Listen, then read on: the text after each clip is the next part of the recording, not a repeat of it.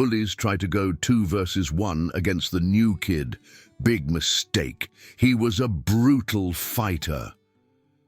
The rain hammered against the windows of Riverside High School as Daniel Nakamura stood in the main hallway, water still dripping from his black umbrella. At 17, he possessed the kind of unremarkable presence that allowed him to fade into backgrounds. Medium height, lean build, suggesting runner more than fighter. Dark hair that he kept just long enough to partially hide his eyes. His clothes were deliberately generic, plain hoodies, worn jeans, sneakers that had seen better days. Everything about him was calculated to avoid attention. 6 weeks earlier, his family had relocated from Seattle after his father accepted a position as chief engineer at a tech startup. The move meant leaving behind not just friends and familiar places, but also the dojo where he'd spent the last 10 years training under Sensei Takashi Yamamoto, a former K1 champion who'd taken Daniel under his wing when he was just 7 years old, a scared kid getting picked on in elementary school. "Fighting is not about violence, Daniel-kun," Sensei Yamamoto had told him during their final lesson. "It's about discipline, control, and protection. A true warrior wins without fighting. But when fighting becomes inevitable, he ends it decisively and without cruelty." Those words had become Daniel's mantra, repeated silently whenever he felt the familiar surge of adrenaline that came with confrontation. Riverside High operated on unspoken hierarchies, and at the apex sat 2 names that made other students lower their voices: Victor Reeves and Mason Cross. Victor stood 6'3", with the build of someone who'd been hitting the gym since middle school, blonde hair cut short in a style that emphasized his sharp jawline, clothes that cost more than some students' cars. His father owned several businesses in town, which meant Victor had grown up believing consequences were for other people. Mason was different, but equally dangerous. Shorter, wiry, with calculating green eyes and a smile that never seemed genuine. Where Victor used brute force, Mason preferred psychological warfare. Together, they'd created a reign of subtle terror that kept most students in line through fear of becoming their next target. They'd noticed Daniel during his first week, the way predators notice potential prey. It started small, a shoulder check in the hallway that sent his books scattering, accidentally knocked over water bottle that soaked his homework, comments just loud enough for him to hear but quiet enough to maintain plausible deniability. Daniel absorbed it all without visible reaction, cataloging their patterns, their followers, their preferred hunting grounds. Victor and Mason weren't alone in their activities. They had a crew. Jackson Park, a football player with more muscle than brains who laughed at everything Victor said. Aidan Walsh, whose wealthy family's donations to the school bought him protection from most consequences. And Carlos Mendez, who seemed to participate more out of self-preservation than genuine malice. The first real escalation happened on a Thursday afternoon. Daniel was eating lunch alone in his usual spot, a corner table in the cafeteria that offered good sightlines and easy escape routes, habits ingrained from years of situational awareness training. He was reviewing notes for his AP physics exam when a shadow fell across his notebook. "Studying hard, fresh meat?" Victor's voice carried that particular tone of manufactured friendliness that fooled no one. "That's adorable. You think grades matter here?" Mason slid into the seat across from Daniel, his movement blocking the most obvious exit route. "See, at Riverside, there's a different kind of education. Call it social studies." Daniel continued writing, his pencil moving steadily across the page. "I'm good with my current curriculum." "I don't think you understand," Victor said, his hand coming down on Daniel's notebook, fingers spreading across the pages. "We're offering you valuable information, how to survive here, how to avoid unfortunate situations." "For a price, of course," Mason added, his smile sharp as broken glass. "Consider it insurance, $50 a week, and we make sure nobody bothers you." Daniel finally looked up, his dark eyes moving slowly from Victor to Mason. "Nobody's bothering me now." "Not yet," Victor corrected, his voice dropping lower. "But accidents happen. Lockers get vandalized. Homework goes missing. Sometimes people just trip and fall downstairs." The threat hung in the air like smoke. Other students at nearby tables had gone quiet, pretending not to notice, while absolutely noticing everything.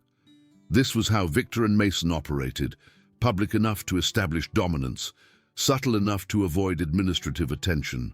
Daniel closed his notebook slowly, deliberately. "I'll take my chances." Mason's laugh was like ice cracking. "Brave, stupid, but brave. We'll give you the weekend to reconsider. Monday morning, you bring the money or things get educational." They left him there, their crew following like hyenas trailing lions.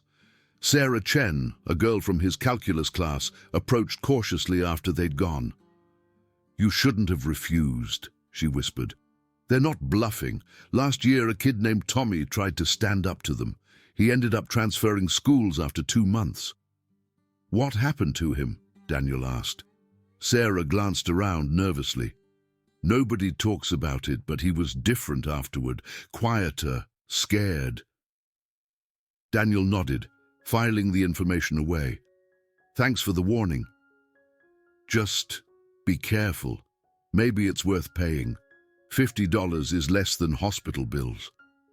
But Daniel had no intention of paying. He'd seen this pattern before, in his old school, before he'd learned to defend himself. Bullies were like cancer. You couldn't negotiate with them, couldn't appease them.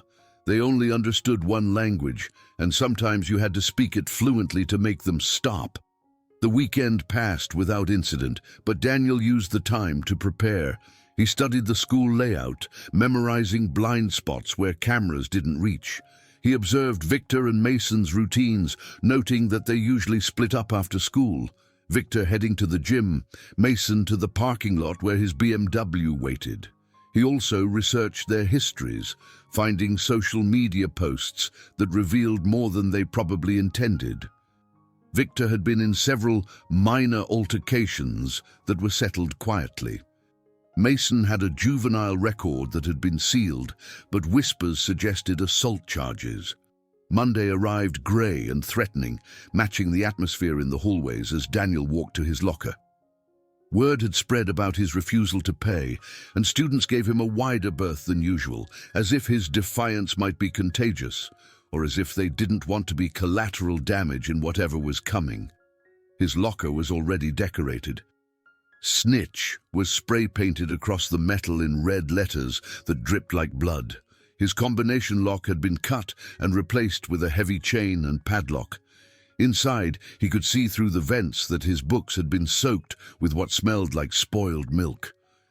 "Damn," he said mildly, pulling out his phone to photograph the damage. "Like the redecoration?" Victor's voice came from behind him. "We thought your locker needed some personality." Daniel turned slowly, finding himself surrounded. Victor and Mason stood directly behind him, while Jackson, Aiden, and Carlos formed a semicircle that blocked him against the lockers. Other students hurried past, eyes averted, wanting no part of what was about to happen. "This is strike 1, Mason said conversationally. "Strike 2 gets more creative. Strike 3, well, let's just say you won't be around for strike 4. "The offer still stands," Victor added. "50 a week, and this all goes away. We'll even help clean up your locker." Daniel studied them for a long moment, his expression unreadable. Then he smiled, a small, genuine expression that seemed to confuse them. "You know what? You're right. This does need to end." "Smart choice," Mason said, holding out his hand. "Pay up." "Oh, I'm not paying," Daniel clarified. "I'm ending this a different way. After school, behind the auxiliary gym. Just you two and me." The hallway seemed to hold its breath. Victor and Mason exchanged glances, then burst out laughing. "You want to fight us?" Victor asked incredulously. "Both of us? Are you insane?" Probably, Daniel admitted. But here's the thing. If I win, you leave me alone. You leave everyone alone. No more protection money, no more intimidation, no more accidents. And when you lose, Mason asked, amused. If I lose, I'll transfer schools. You'll never see me again. The offer was too good to refuse. Victor's ego wouldn't let him back down from such a public challenge, and Mason saw an opportunity to cement their reputation permanently. Deal, Victor said immediately. 3:30. Don't be late. The news spread through Riverside High like wildfire. By lunch, everyone knew about the fight. Bets were being placed in bathroom stalls and empty classrooms, with odds heavily favoring Victor and Mason. Some students tried to talk Daniel out of it, warning him about previous fights that had left opponents hospitalized. Others simply looked at him with a mixture of pity and respect, as if he were already a ghost. Daniel spent lunch on the roof, a technically off-limits area that he'd discovered during his reconnaissance. He meditated, running through techniques in his mind, visualizing different scenarios. Sensei Yamamoto had taught him that most fights were won or lost before the first punch was thrown, in the mental preparation and emotional control that preceded physical confrontation. His phone buzzed. A text from an unknown number. Still time to run, tough guy.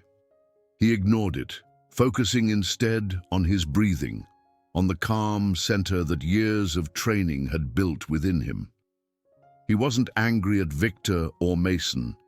They were products of their environment, enabled by indifference and fear. But their reign needed to end, and sometimes the only way to stop a bully was to speak their language fluently. The auxiliary gym was an older building behind the main athletic complex, used mostly for storage and overflow PE classes. By 3:15, a crowd had gathered in the weedy area behind it, forming a rough circle. Someone had even brought speakers, playing music that added a surreal party atmosphere to what was about to happen. Daniel arrived precisely at 3:30, having changed into athletic wear, loose pants that wouldn't restrict movement, a fitted shirt that wouldn't give opponents anything to grab, wrestling shoes for better traction. He'd wrapped his hands with athletic tape, not for protection, but for wrist support. Victor and Mason were already there, surrounded by their crew. Victor had removed his shirt, showing off a physique built through countless hours of weight training. Mason kept his shirt on, but had produced a pair of fingerless gloves from somewhere, the kind that looked intimidating but actually offered little advantage. "Last chance to apologize and walk away," Victor called out as Daniel entered the circle. "That's my line," Daniel replied calmly. Principal Anderson would later claim she had no knowledge of the fight, despite the 100-plus students who witnessed it. Security cameras mysteriously malfunctioned. Teachers who should have been monitoring the area were conspicuously absent. It was as if the entire school had collectively decided to let this play out.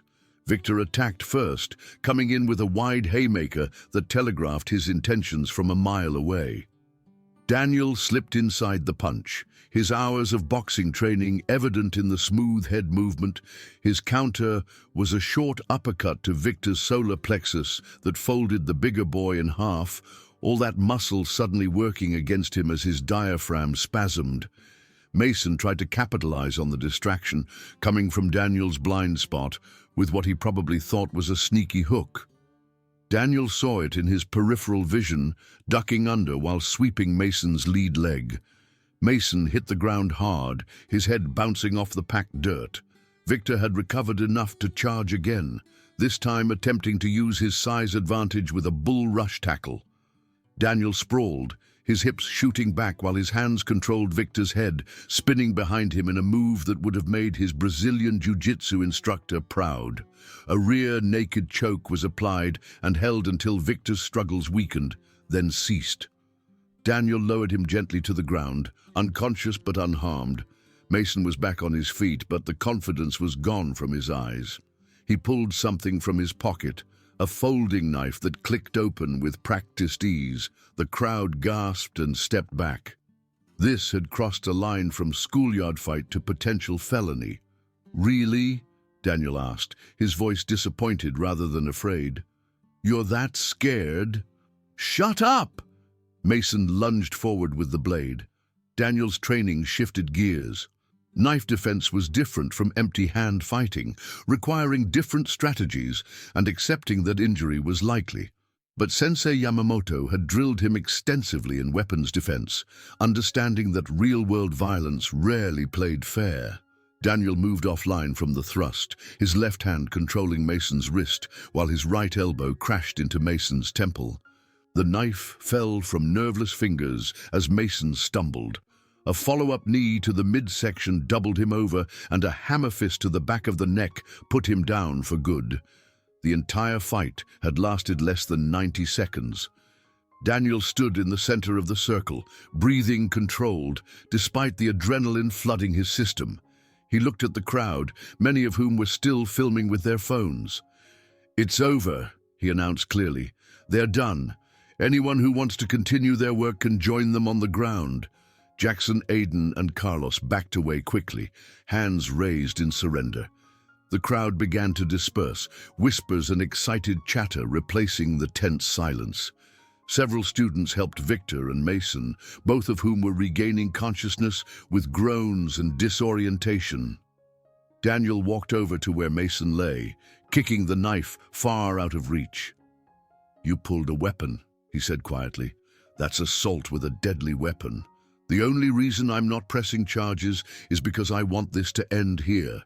But if you or Victor ever threaten anyone again, every video of this fight goes to the police. Understood?" Mason nodded weakly, blood dripping from his nose. The aftermath was swift and dramatic. Videos of the fight went viral within the school before being mysteriously deleted from all platforms. Daniel suspected Mason's family's lawyers were involved. Victor and Mason were suspended for a week after anonymous footage of them initiating the confrontation reached the administration. The knife incident was quietly buried, probably in exchange for their family's agreement not to pursue assault charges against Daniel. When Victor returned to school, he was a changed person. The swagger was gone, replaced by a hunched, careful way of moving through the hallways. He approached Daniel during lunch, alone and clearly uncomfortable. "I wanted to talk," Victor said, not quite meeting Daniel's eyes. Daniel gestured to the empty seat across from him. Victor sat down heavily. "What you did? Where did you learn that?" 10 years of training," Daniel replied simply. "Started when I was 7. Why didn't you say anything when we first started messing with you? Would it have mattered? Would you have backed off if you knew?" Victor was quiet for a moment, then shook his head. "Probably not. I would have seen it as a challenge." "Exactly. So I had to show you instead. You could have really hurt us. That choke. I've never been that scared in my life. I thought I was dying." "You were never in danger," Daniel assured him. "I've applied that choke hundreds of times in training. I know exactly how long to hold it."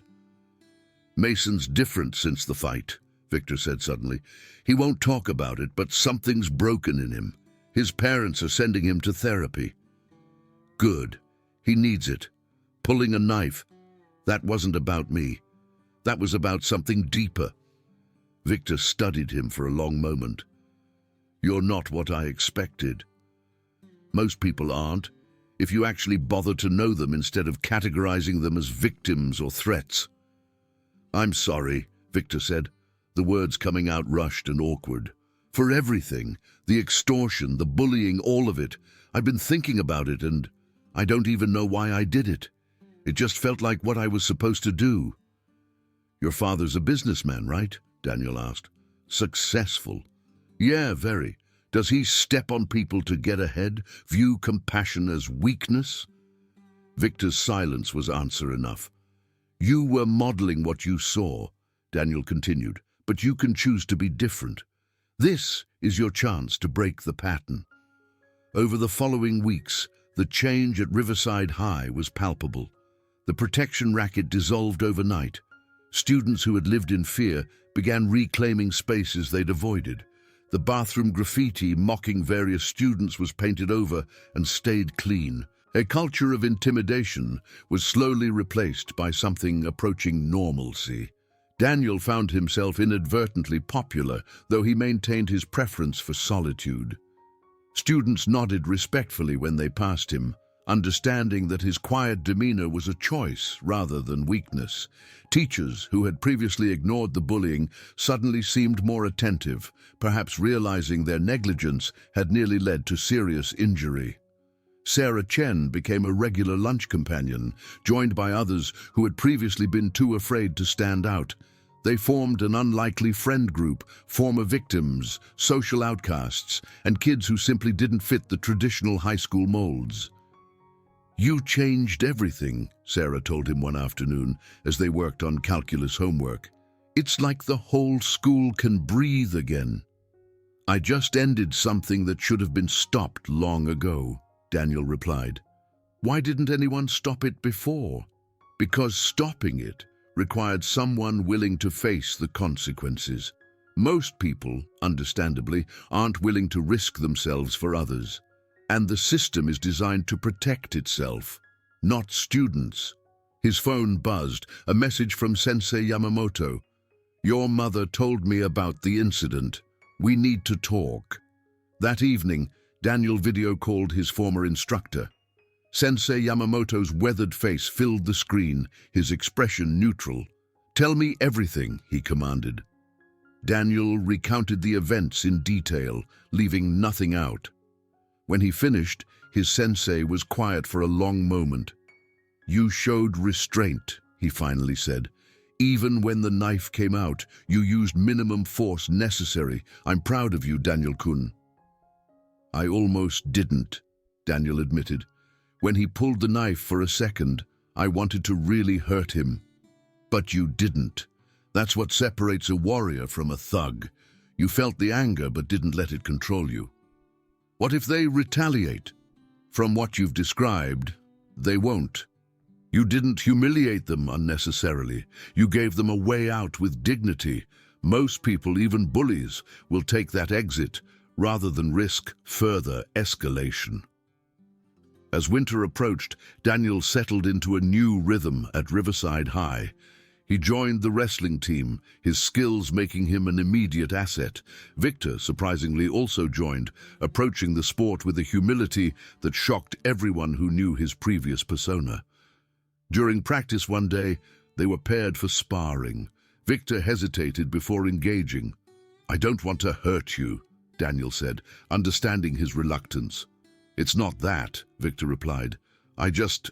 Every time we're close like this, I remember that choke, the helplessness." "Then let's work through it," Daniel suggested. "I'll teach you the defense. Once you understand how to prevent it, the fear loses its power."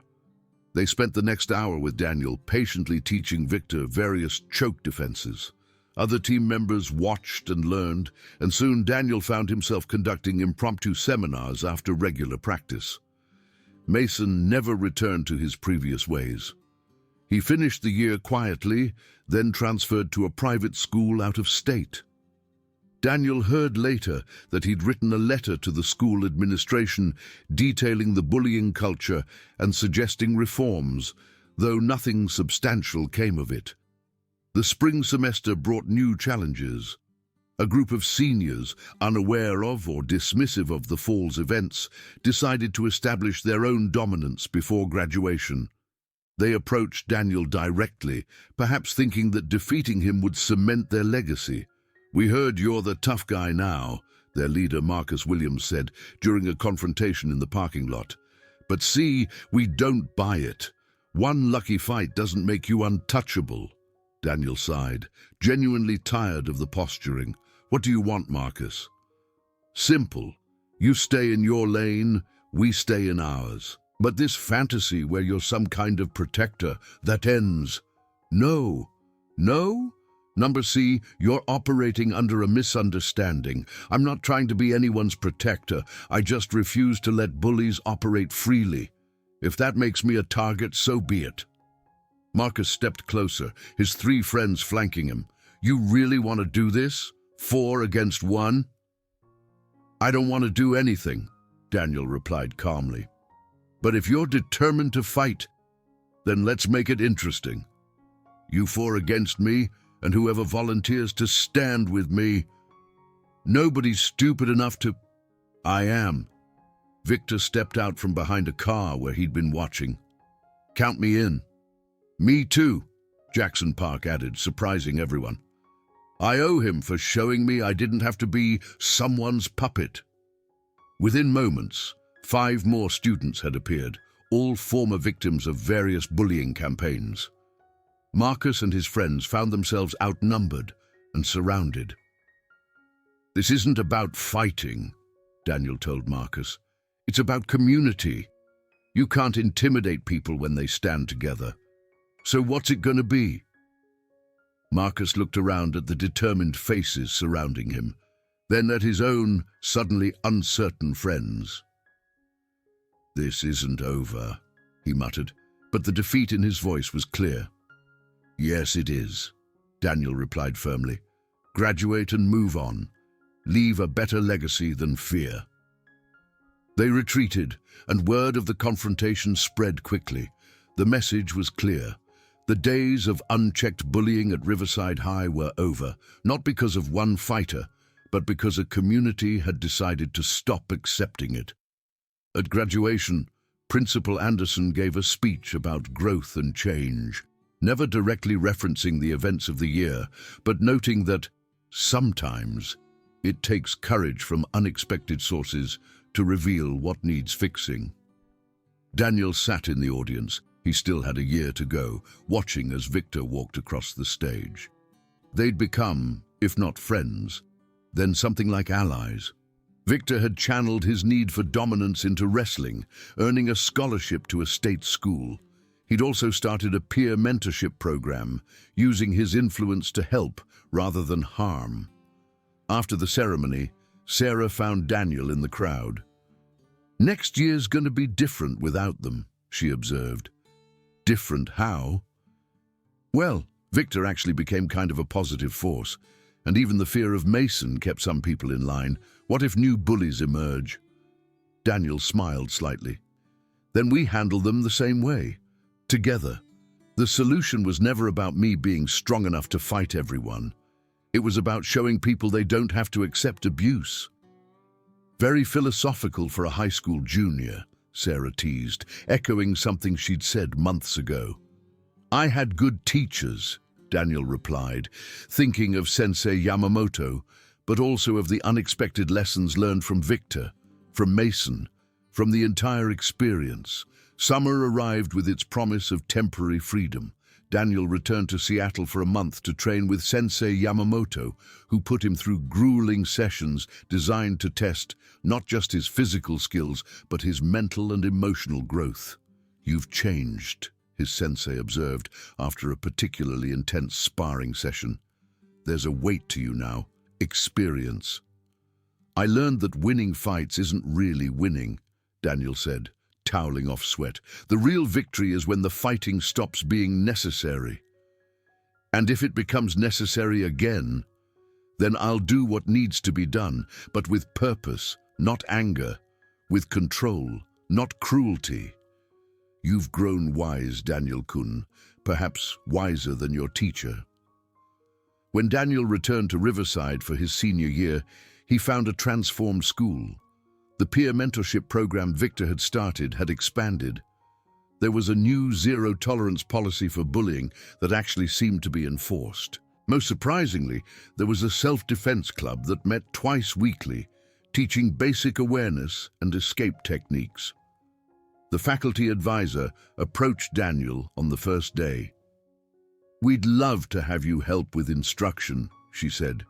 "Your experience could really benefit others." Daniel agreed, and soon found himself teaching the same principles Sensei Yamamoto had taught him. That true strength came from discipline, that violence was a last resort, and that the greatest warriors were those who protected others. One afternoon, a freshman approached him after class. sporting a black eye and split lip. "They said you could help," the kid mumbled, clearly embarrassed. "Who did this?" Daniel asked gently. "Some sophomores.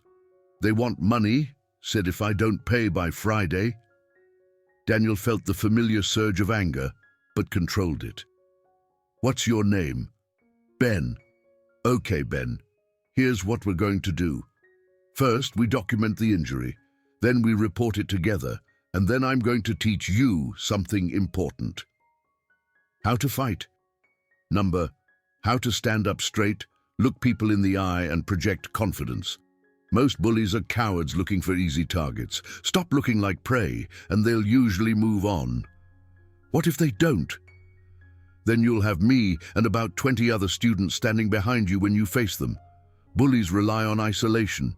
We don't give them that advantage anymore. The sophomores in question backed down immediately when confronted by Daniel and a group of senior students.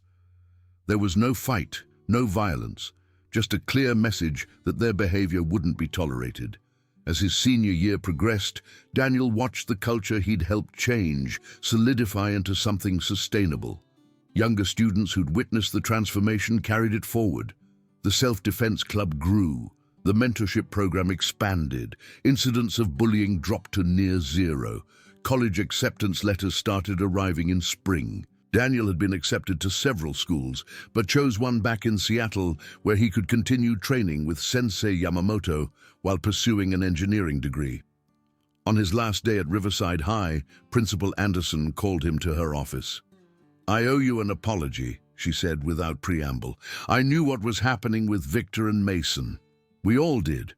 But I told myself it was just kids being kids, that intervention would make it worse." Daniel remained silent, letting her continue. "What you did was dangerous and could have ended badly. I should have suspended you too, but..." She paused, choosing her words carefully. Sometimes the system fails, and it takes someone willing to work outside it to create change. You showed us what we were allowing through our inaction. "What happens when I leave?" Daniel asked. "Will things go back to how they were?" "I don't think so. You didn't just stop a few bullies. You changed the culture, gave courage to those who had none. That's not something that disappears easily." She stood and extended her hand. "Thank you, Daniel, for doing what we adults should have done." The graduation ceremony was bittersweet. Daniel watched his classmates celebrate, knowing he'd played a part in making their final year safer and more positive. Sarah was heading to MIT, her brilliance no longer hidden for fear of standing out. Others who'd been victims were going to good schools, their confidence restored. In his graduation speech as salutatorian, Daniel spoke about courage and community, never directly referencing the fights, but talking about how real strength came from standing together against injustice. "We all have power," he said, looking out at the audience. "The power to act or remain passive, to speak up or stay silent, to protect or ignore. Every day we choose what to do with that power. I challenge all of you to use yours to make wherever you go next a little bit better, a little bit safer, a little bit kinder." The applause was thunderous, but what meant more to Daniel were the individual thank yous that came after. Students he'd never spoken to approached him, sharing how the changed environment had affected them. Parents thanked him for making school feel safe for their children again. Victor found him in the chaos, now bulkier from a year of college wrestling. "I heard you're heading to UW, he said. "I'll be at WSU. Maybe we'll meet at a tournament." "Maybe," Daniel agreed. They shook hands, a gesture that would have been impossible a year ago. "You know, I hated you for a while," Victor admitted, "for showing me what I really was. And now I'm grateful. I was heading down a dark path. You forced me to choose a different one." As Daniel packed up his childhood room that summer, preparing for college, he reflected on the journey. He'd started as the quiet kid trying to remain invisible, and ended as someone who'd fundamentally changed a toxic culture. But the real victory wasn't in the fights won or the bullies stopped. It was in the community that had formed, the courage that had been awakened in others, the proof that standing together could overcome fear. Sensei Yamamoto visited the day before Daniel left for college. They sat in the backyard, sharing tea in comfortable silence. "You exceeded every expectation," his teacher finally said. "You used your skills not for personal glory, but for protection and change." "I just did what you taught me," Daniel replied. "No, you did more. You took the principles and applied them in ways I never imagined. You didn't just stop bullies, you transformed them. You didn't just protect victims, you empowered them." It wasn't all successful. Mason ... Mason needed professional help beyond what you could provide, but even he was stopped from hurting others. That's still a victory. As Daniel drove away from Riverside the next morning, heading toward his future, he carried with him the lessons of the past 2 years. That strength without purpose was meaningless. That true courage meant standing up for others, not just yourself. That sometimes the quietest person in the room could create the loudest change. The quiet kid who'd been pushed too far had become something more. Not just a fighter, but a catalyst for transformation. And that, more than any fight won or bully defeated, was his true legacy at Riverside High. Retry Claude can make mistakes. Please double-check responses. Research Opus 4.1